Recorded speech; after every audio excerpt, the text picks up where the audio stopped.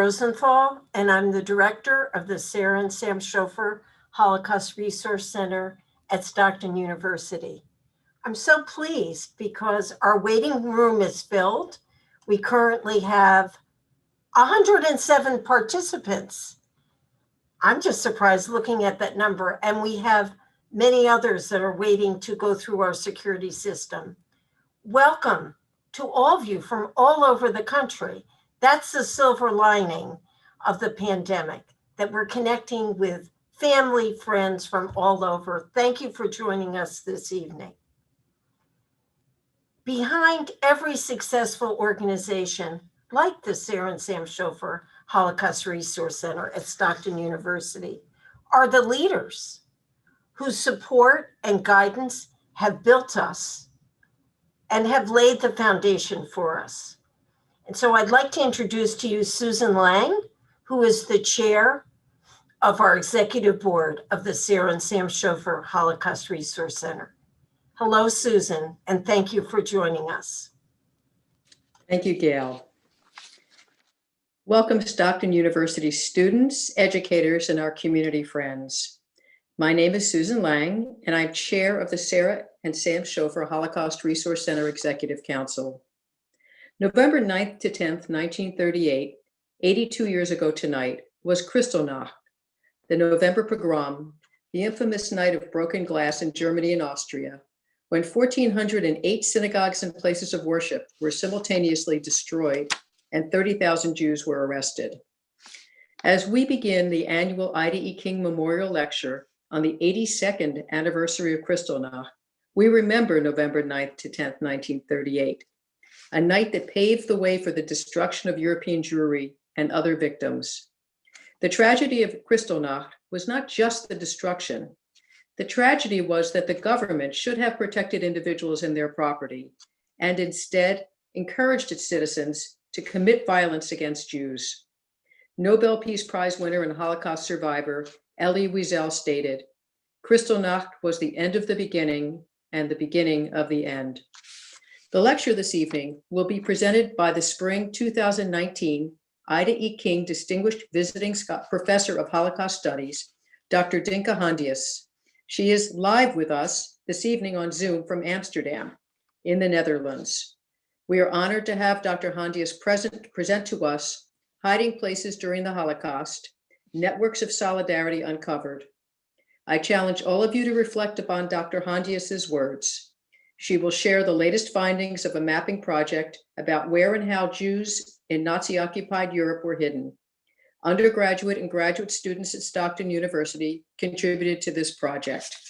And there is an important lesson to be learned from this project. Yes, one person can make a difference, and those who helped Jews and other victims hide indeed changed history. So many who were saved by being hidden lived to become parents, grandparents, and even great-grandparents, and their line and their story survive. Dr. Dinka Hondius is an assistant professor of contemporary history at the Free University of Amsterdam. In addition, she has been an advisor and staff member for international educational projects at the Anne Frank House in Amsterdam for many years. We were so fortunate to have Dr. Hondius at Stockton as the Ida E. King Distinguished Visiting Professor of Holocaust Studies in the spring of 2019. And we all miss her and thank her so much for being here at this late hour for her in Amsterdam this evening.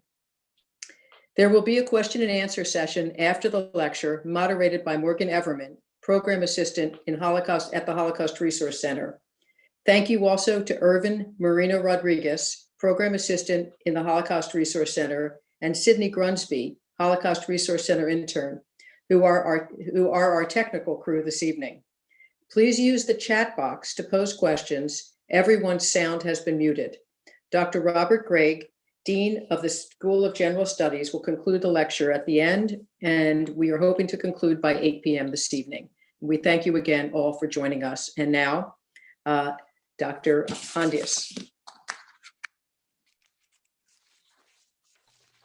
Thank you very much, Susan. I'm very honored to be here, and I'm very happy to see so many faces that I've met in Margate and in Galloway when I was in New Jersey, and in Atlantic City indeed.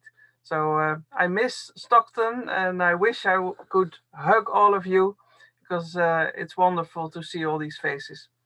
I'm very honored, and I would like to share the PowerPoint if that's possible, and then I can start my my talk.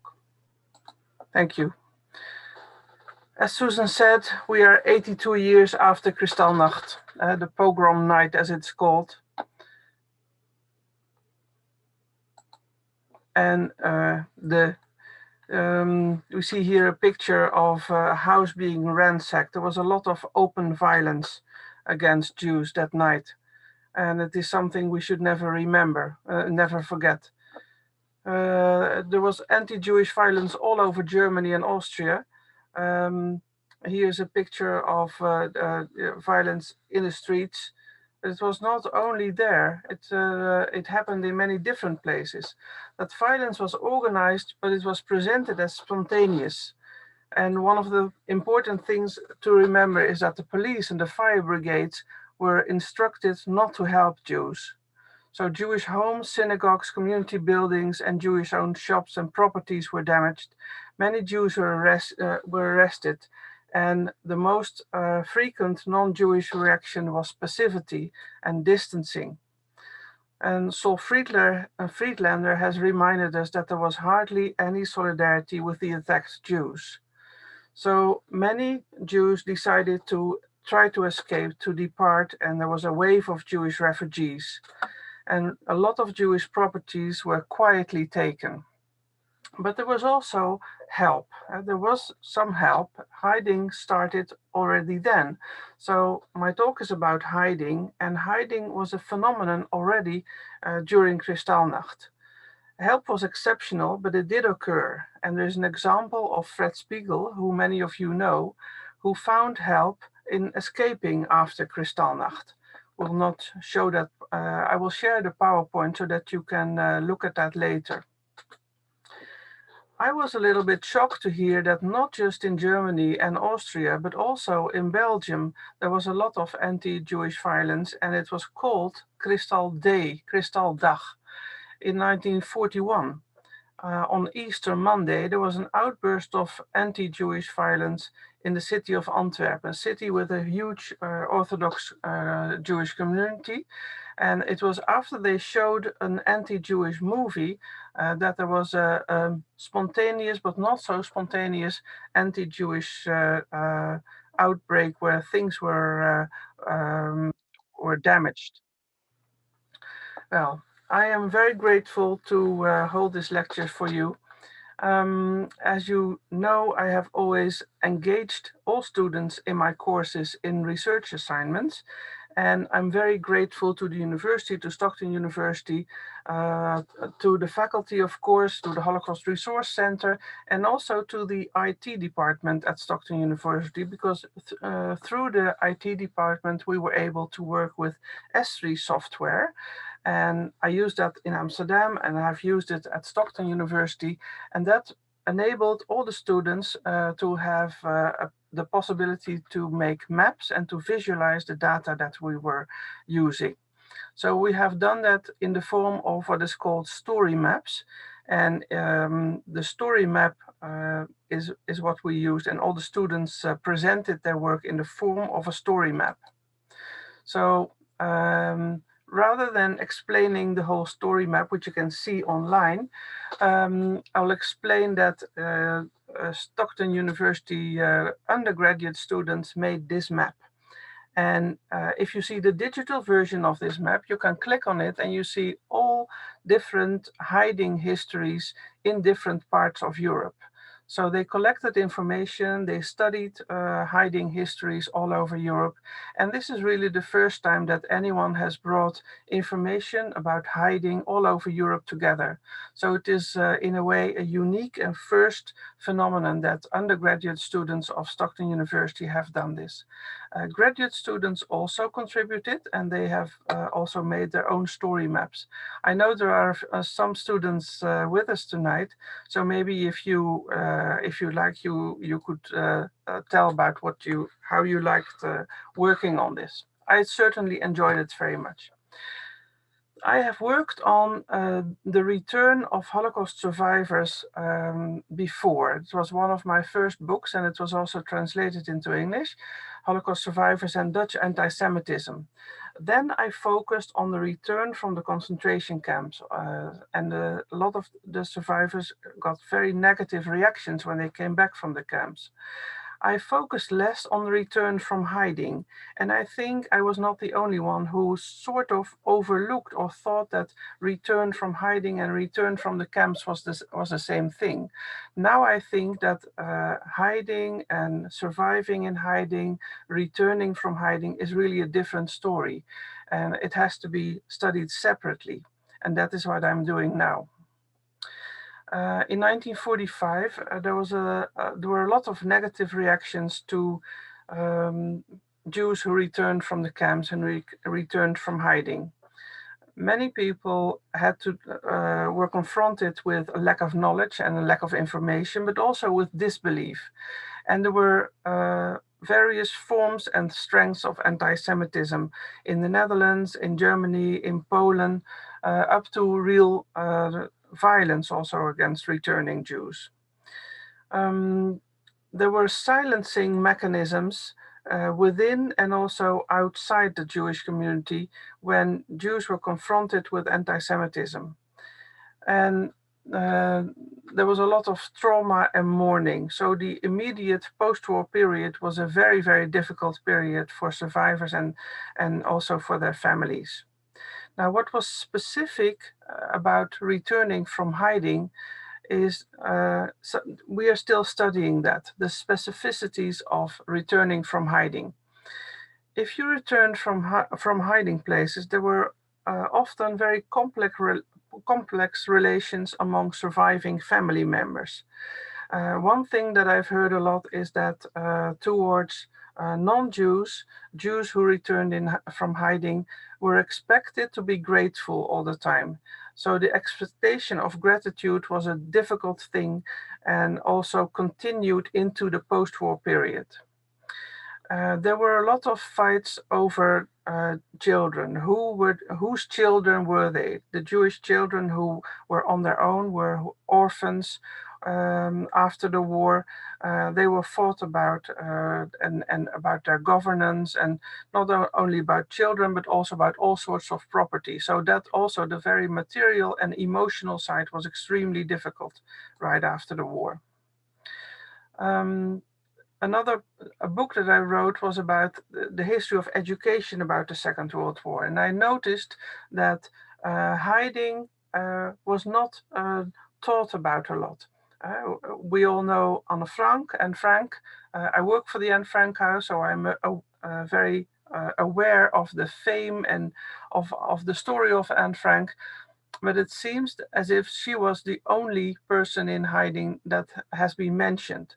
All the others who were also in hiding were not mentioned, were sort of overlooked, and hiding was seen as a sort of simple story.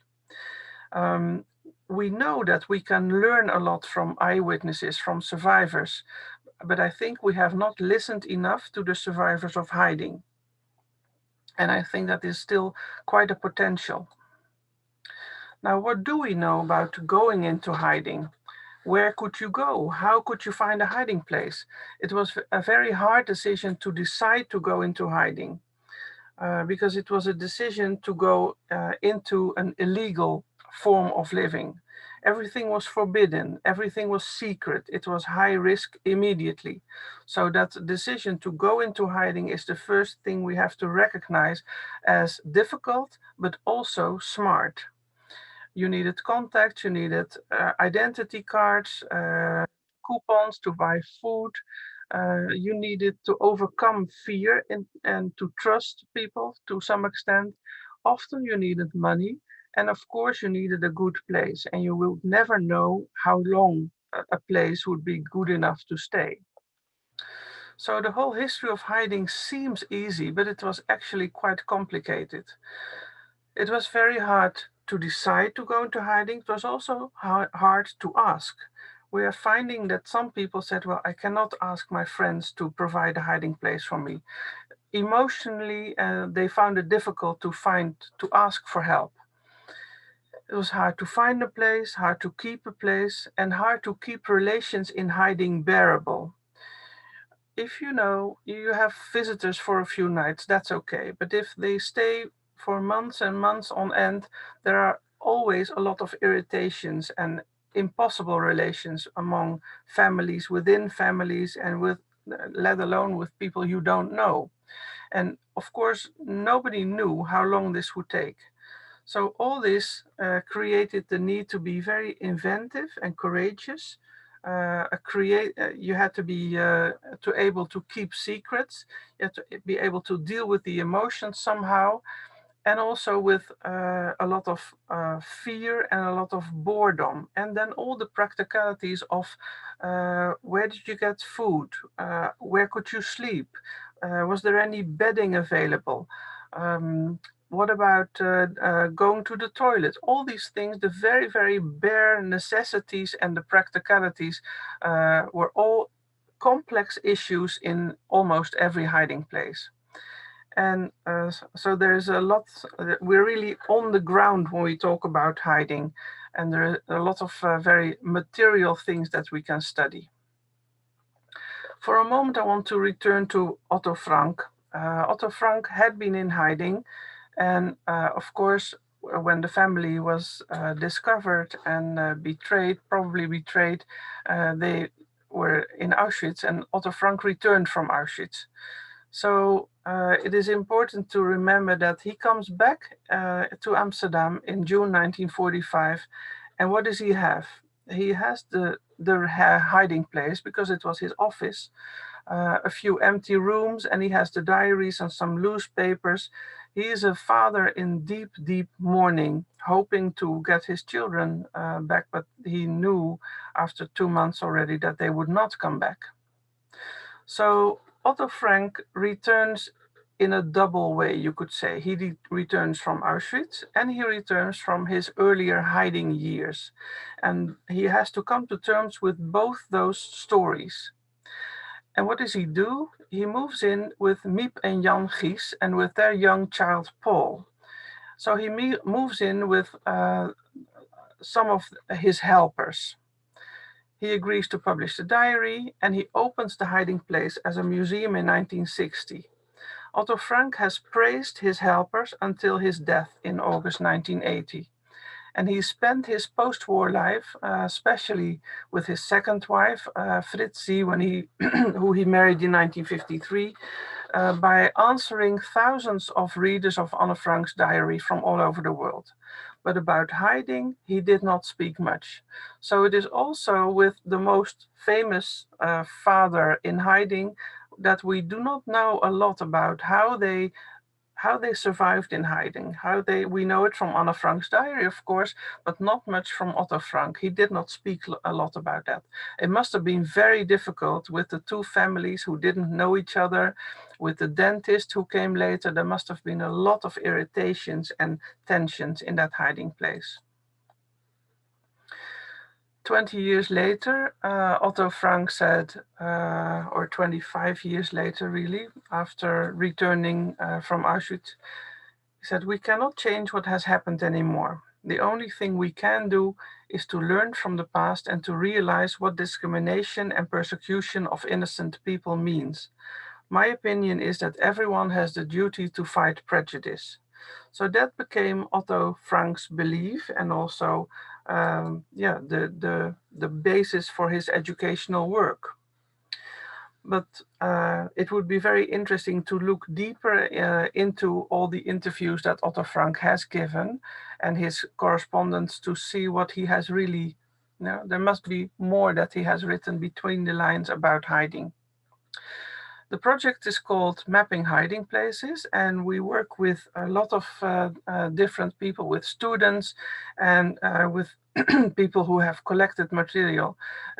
It is, although we are now working for a few years on this, it is a project that is still in its infancy, I would say. This is a scale model of a hiding place.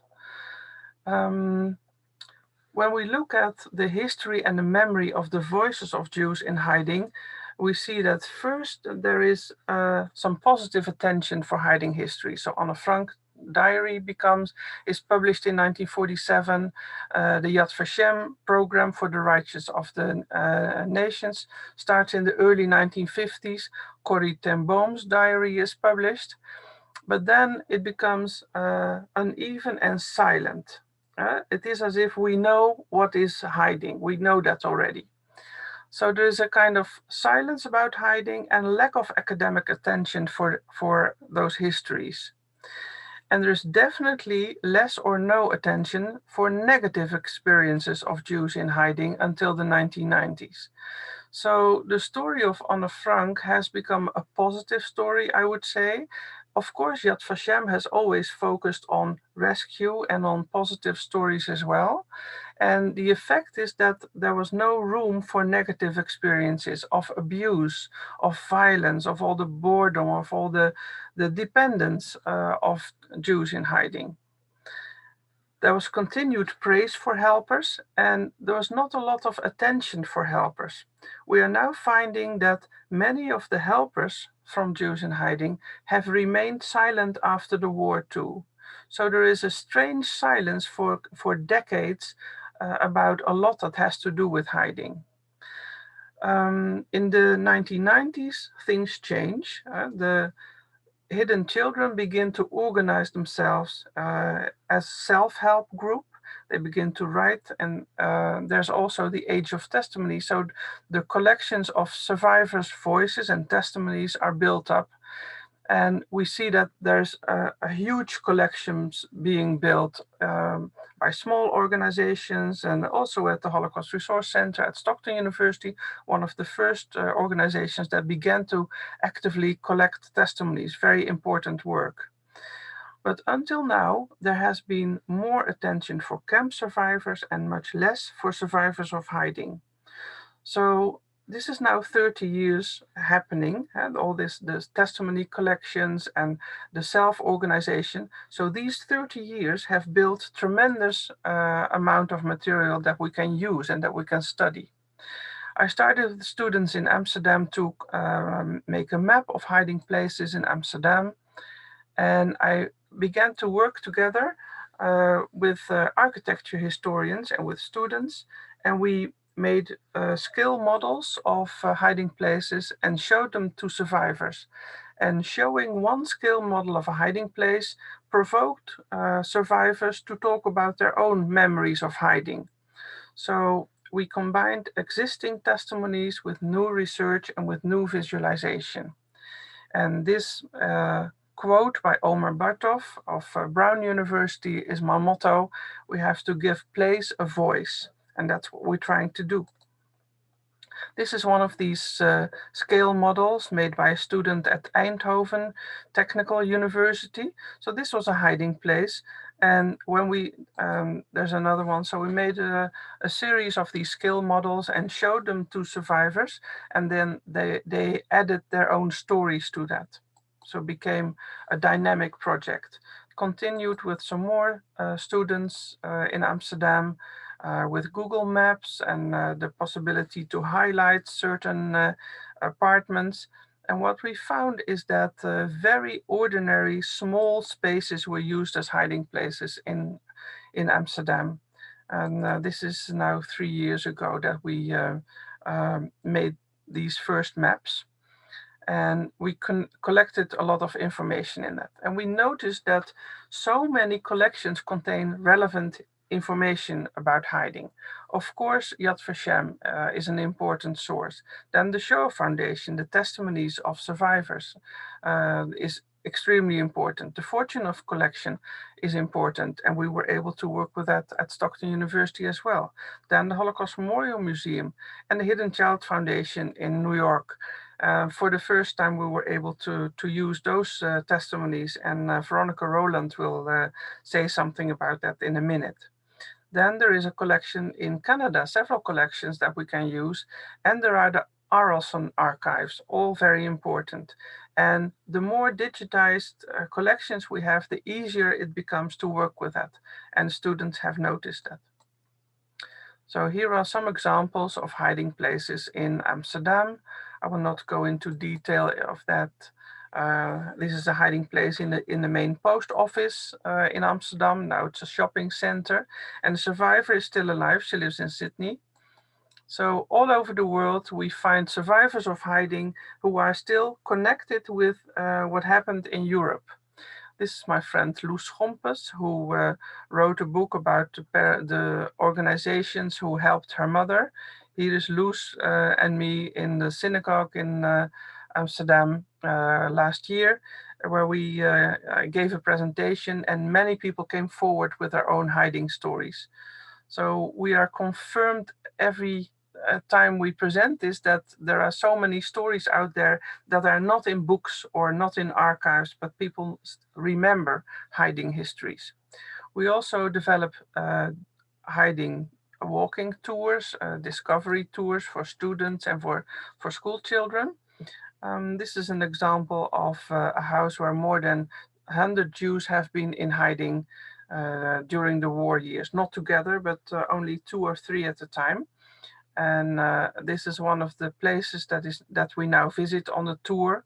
Here is Sandra Rottenberg, my friend and colleague, and we were giving this tour for Jewish Federation who came over last year. And there's a lot to see in Amsterdam. So some of the houses are marked. And so this is a new initiative to mark some of the buildings where resistance groups and helpers of Jews in hiding were organizing themselves. And this is an educational project that we have. It's called a Discovery Tour, where we send high school students into the city and they have to discover certain hiding places and they have to collect the information and then report back about that.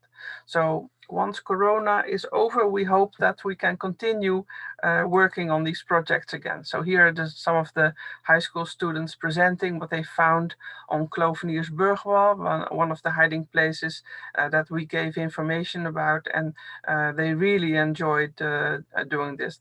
They were 13, 14 years old and very enthusiastic. Another thing that we do is we try to connect the United States and Europe by bringing survivors of hiding back to places where they have been in hiding. And this is an example. Hedwig Cohen, or Heidi Rose Cohen, lives in Northampton, near Boston, and she was in Amsterdam in hiding as a young child, together with her sister and her mother. This is Heidi when she was young. And this is the woman who helped them in hiding. She was the shop assistant of the Cohen family. They had a bakery, and when it became difficult, she provided a hiding place for them. So here's are the helpers and the Jews in hiding together during the war. And they had a liquor shop on the Jan Evertsestraat, and that is where they were in hiding. So you could see everything from the street. So they had to duck and make sure that they were not seen from the street. It was not a very safe space, you would say, but the sisters survived there. And this is how the shop looked from the inside, very old-fashioned liquor store. They slept in the cellar of that shop. And well, the building is still there, the street is still there, the Jan Evertsestraat. And what we do now is that we organize meetings on locations that have been used as hiding places. So this is what we did last year on the 4th of May. And you can see that it was packed. Today, this space is a Turkish pizzeria. And the Turkish owner was very enthusiastic. He said, yes, of course you can use it and come over. So we did that. And here's Heidi in the former hiding place explaining her memories. And she was very strong. She was able to come up with lots of things that came to mind. And she had not been back in that cellar. So it was very moving to do that. And there are still a lot of survivors of hiding today, so you can still do that. So here, of course, and most of you know Leo Ullman, but we know the hiding place where he stayed in the Van Spijkstraat in Amsterdam. And that is a very important story for New Jersey and for the Holocaust Resource Center, of course. This is a picture of the hiding place where he stayed as a young child. So there too, there was a beautiful meeting where Leo Ullman came and explained what happened to a packed group of visitors. So these projects on location, I think, can be very powerful, and we can develop that much more still. Well, this is no news to you that Leo Ullman's collection is now part of the exhibit at Stockton University, and it's wonderful that you are able to work together in such a concrete way. Here are some hiding places very, very close to the hiding place that Leo Ullman stayed in. I did some research when I was preparing that, and I found so many hiding places in the same area. Now, very nondescript apartments were used as hiding places in that area. This was now today it is a mosque, but at the time it was the headquarters here on the third floor. One of those little windows was used as one of the resistance headquarters in Amsterdam. So it's interesting that, well, people don't know this. It is now used as a mosque, and you can tell people in that neighborhood, and you can talk to school children to explain the story behind the building that is still there. This is also a building used as a hiding place. And this hiding place, this is an address of one of Anne Frank's classmates, also very, very close to the place where Leo Ullman was staying. Just a few examples for you.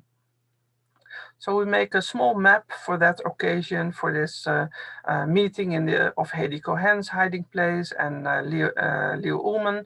And then you see that in every neighborhood in Amsterdam, you can find hiding places. Here is another testimony on location event on the same day, in fact. And who you see here is Betty Bausch Polak and Margaret Polak and Sophie Shields. So 3 generations. She's an aunt of Margaret, and she also survived in hiding. And they tell the testimony here on location of one of the family homes in Amsterdam. And here's Betty Bausch today. So she survived in hiding. She knows all the details about her hiding places. And she was very active as a resistance fighter in mixed groups. So Jewish resistance and resistance in mixed groups of Jews and non-Jews is also very much a phenomena that we are finding more and more information about. And Betty is still alive. She's now 101 and lives in Israel. So we have now some new research with thanks to the Hidden Child Foundation, and I have the latest version of the newsletter of the Hidden Child Foundation. And if it is okay, I would like to give the floor to Veronica Rowland, who is a graduate student at Stockton, who has done a special research in this collection. Veronica, would you like to say something about that?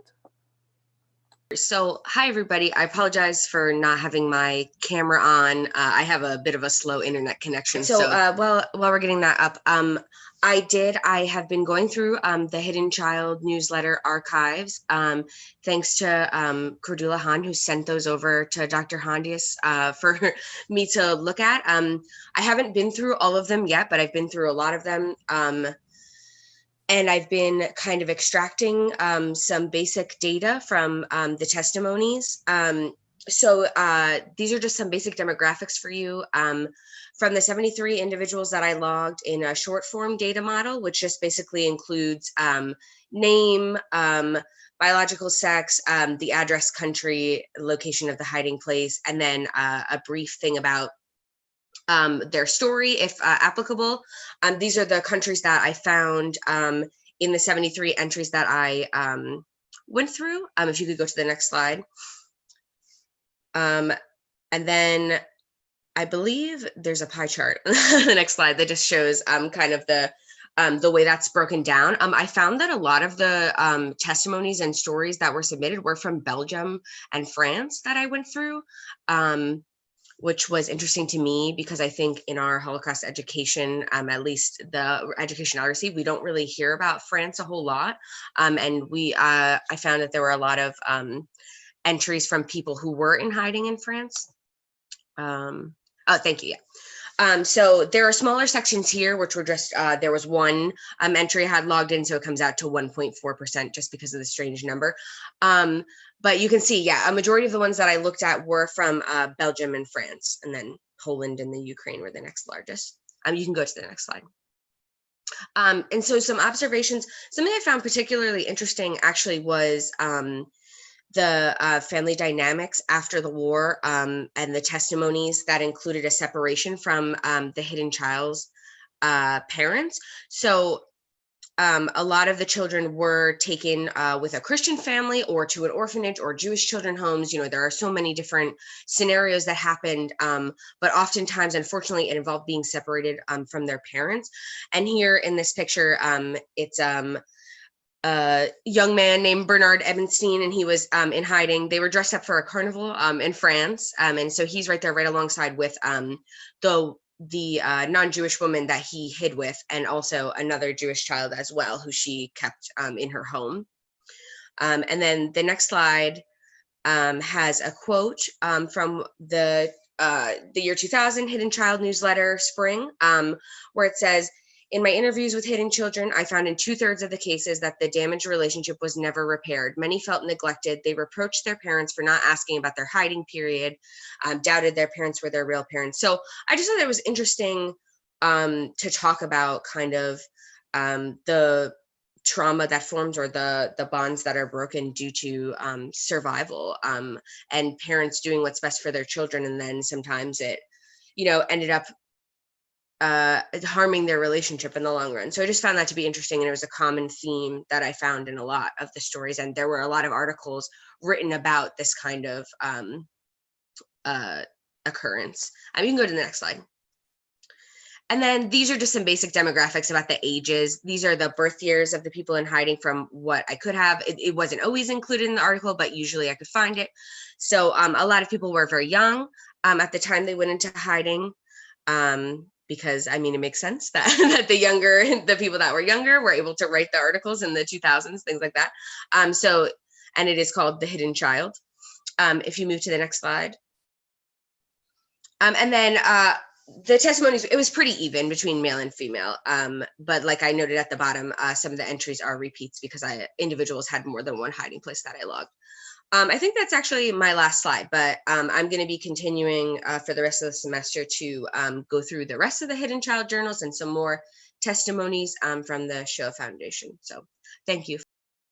So yeah, you can go to the next. There are many, we are finding more and more local projects. This is an example of a small town in Deventer where somebody has done research in 8 years and found all the hiding places used by Jews.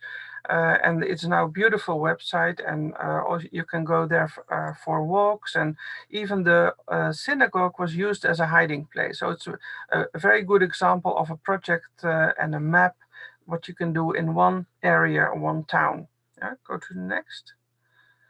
This is a project in Friesland. That's an area in the north of the Netherlands, and many Frisian people are also in the US. And they have found hundreds of stories of survivors, and are organizing a reunion next year. Yeah. Next one. That's more about Friesland. This is a project hidden like Anne Frank, some hidden hiding places in the Netherlands. That's been going for next. So dozens of people have been, we are now only now finding on their own, looking for hiding places in their own small town or in an area. Also in France, we find this. We are looking more for hiding histories in Germany, because it is surprising that until now, very few not a lot of information has been found in Germany. It is in the Yad Vashem collection. Germany is very small, whereas the Netherlands and Poland are very big. And I think from what I find in the Netherlands and in Poland, that there must have been more hiding histories in Germany too. So this is, I think, worth some extra effort. And I want to pay some more attention to that. I've just begun with that. Well, Belgium, Hungary, Serbia, and Poland, we have already people working, and we are organizing some more workshops for this. Go to the next. Dinka, and I'm sorry to interrupt, but just to let you know that we just have about 2 more minutes, and then we'll really have to start taking questions, if that's all right. Yes, we have to. Okay. Well, some of the last, maybe you can just quickly go through the slides where you see some new examples that we're doing. A project, yeah, just click through it. So this is a project where we are making movies and graphic novels of survivors. And the important thing is the picture where you see the survivor drawing. Because this is a new finding that when you interview people and you ask them to draw their memory, the memories are intensified.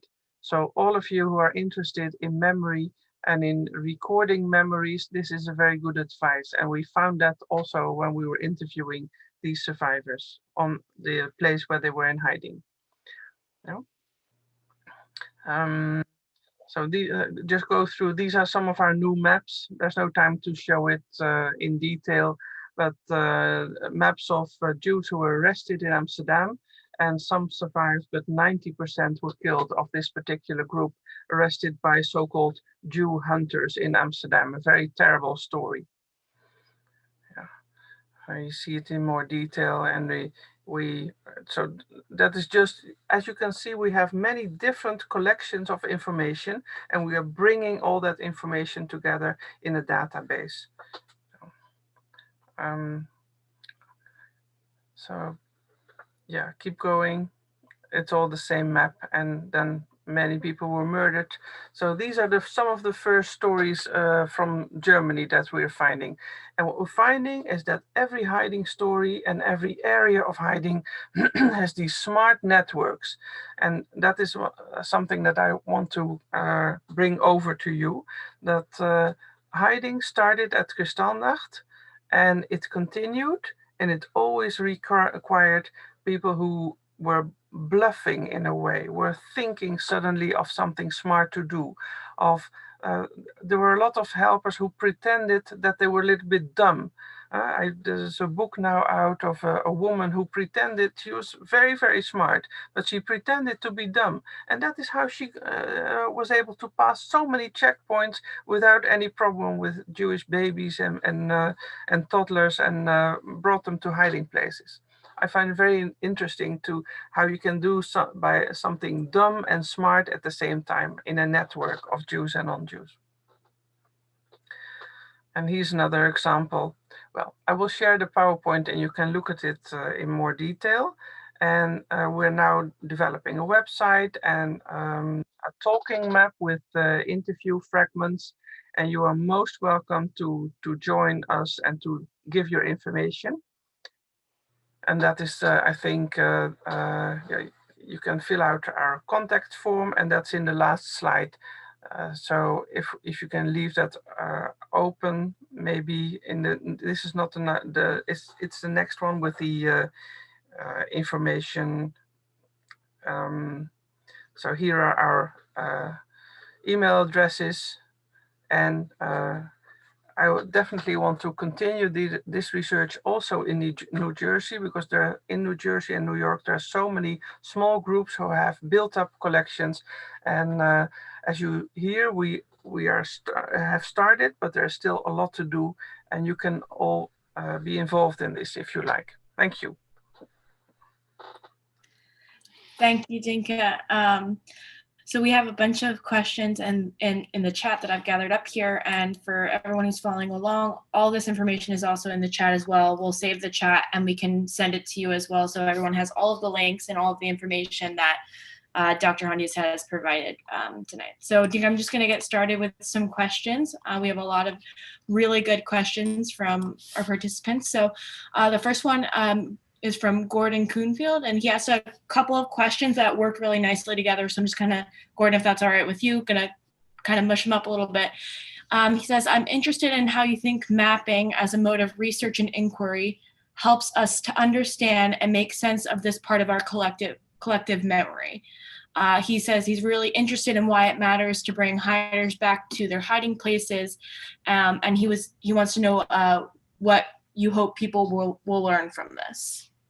Yeah, well, this is my second mapping project. I have another mapping project about the history of slavery, and hiding was always secret.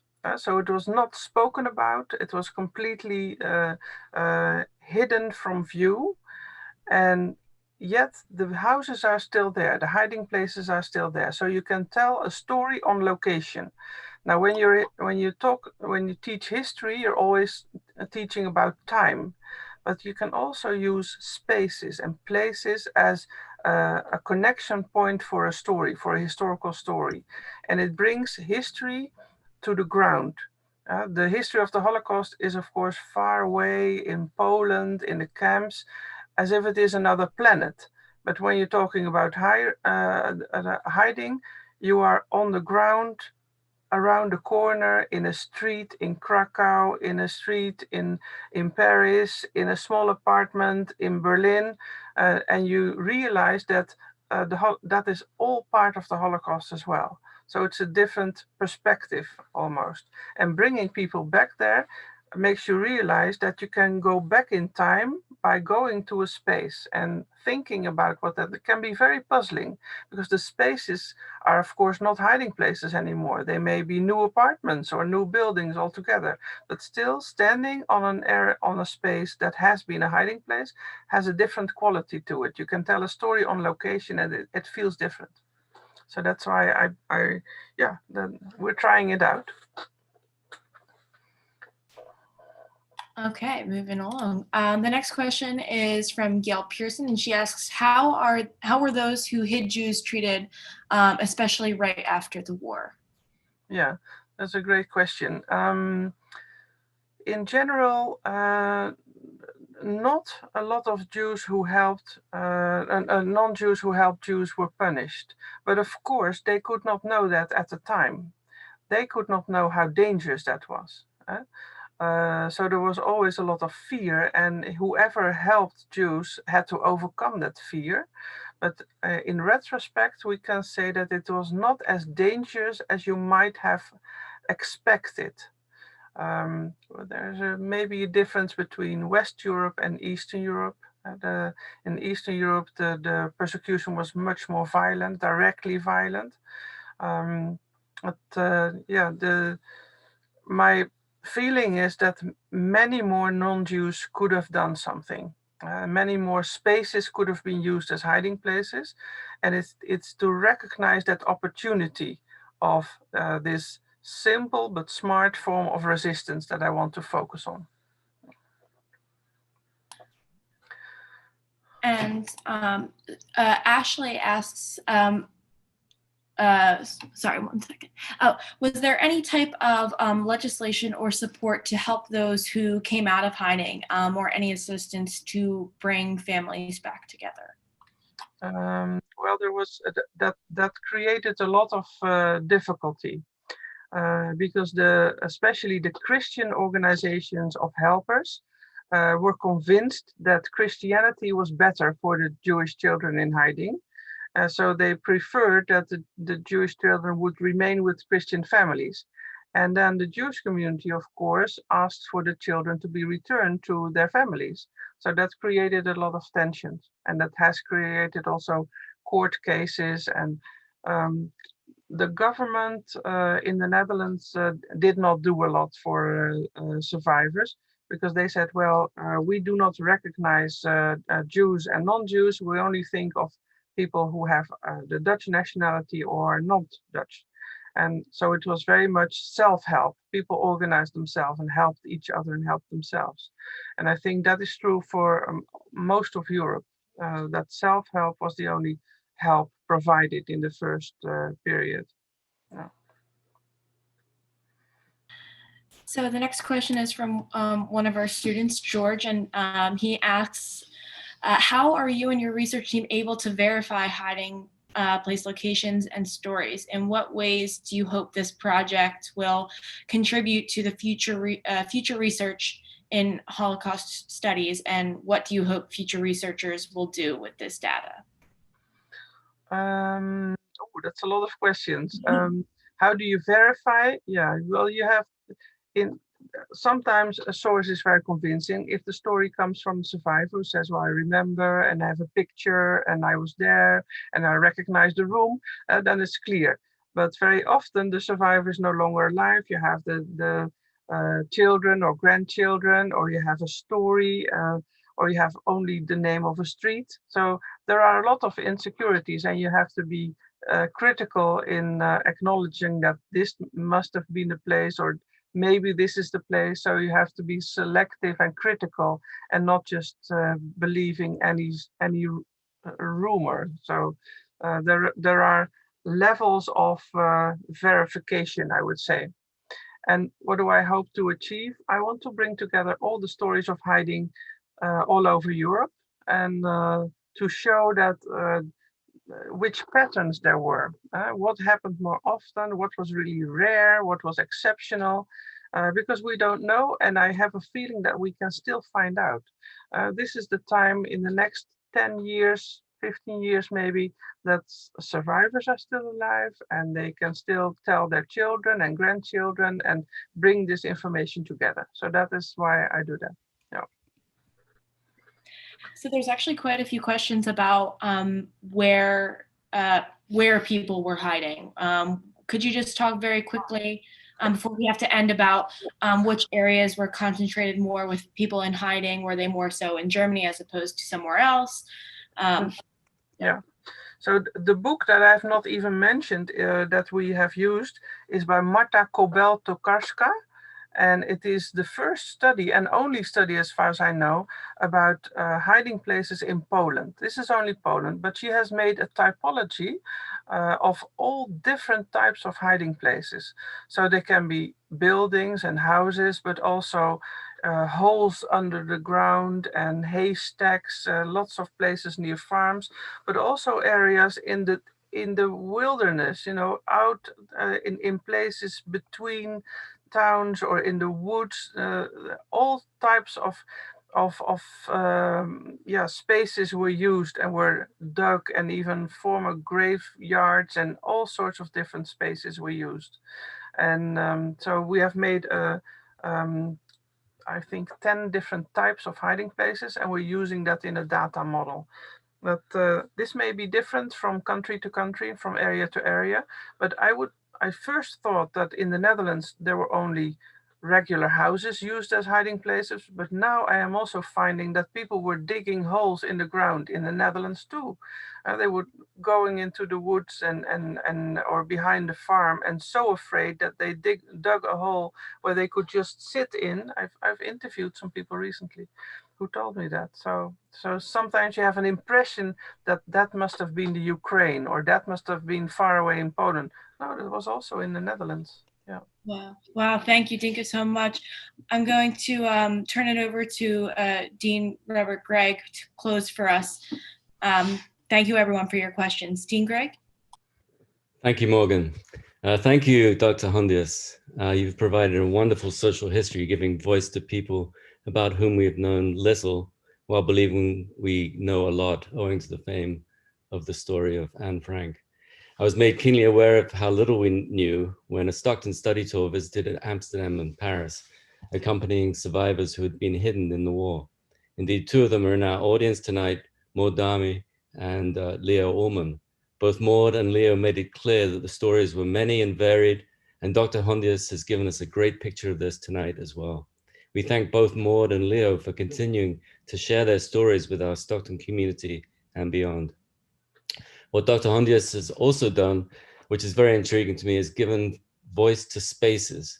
And we look forward to her continuing this work about the Second World War, but also expanding it to other places like the United States with slavery, where hiding was an important phenomenon. So we thank Dr. Hondius for the research she is doing and for presenting it to us tonight. It is potentially a very uplifting story that highlights the power of resistance and the bravery of people in the face of oppression. So I just want to let you know that this lecture has been taped and will be available on the Sarah and Sam Schofer website in the next week or two, the Holocaust Resource Center, that is. So thank you very much for coming. Thank you, Dr. Hondius. Thank you, Veronica, for your little presentation. It was very insightful and helpful. And please stay safe over the next few weeks in the flu season that's upon us and the pandemic. And please drive carefully if you're returning home right now. Thank you very much for coming. Thank you very much.